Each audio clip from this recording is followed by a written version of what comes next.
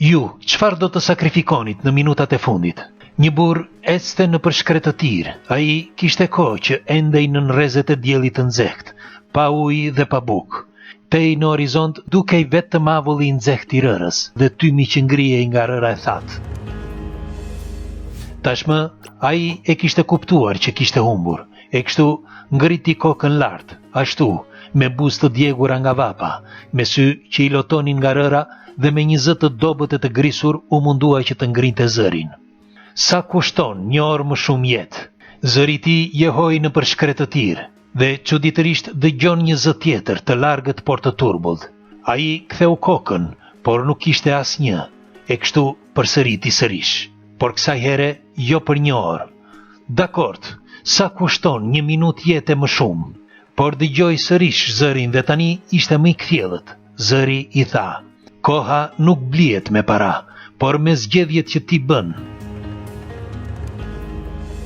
Mes mjegullës një figurë misterioze i afroi dal nga dal, edhe pse nuk dukej mirë nga vapa.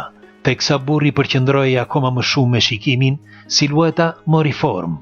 Ishte një plak i moshuar, me një bastun në dorë, me fytyrë të rrudhur, me një ecje të ngadalt, por me një shikim mjaft të mprehtë. Për çfarë zgjedhje keni fjalën, zotëri?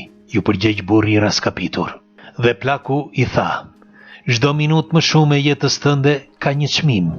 Ndaj, duke qenë zgjedhjet e jetës tënde, po të pyes sërish: kë pjesë të jetës tënde do sakrifikoje? Burri, pasi u mendua pak, filloi që të qante. Pastaj u përgjigj: sakrifikoj momentet që shijova, krahas atyre që i lash në harres.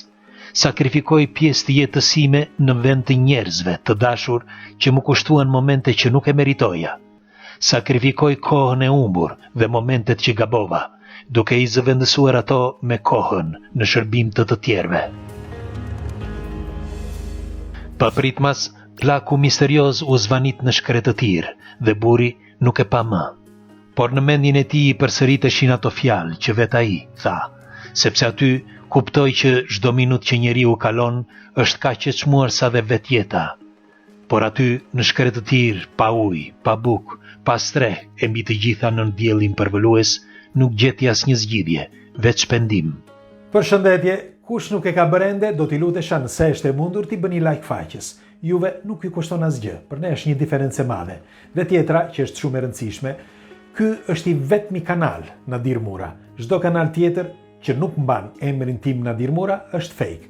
Dhe kështu që ju informoj që të keni kujdes, sepse shpesh ndodhin edhe keq kuptime.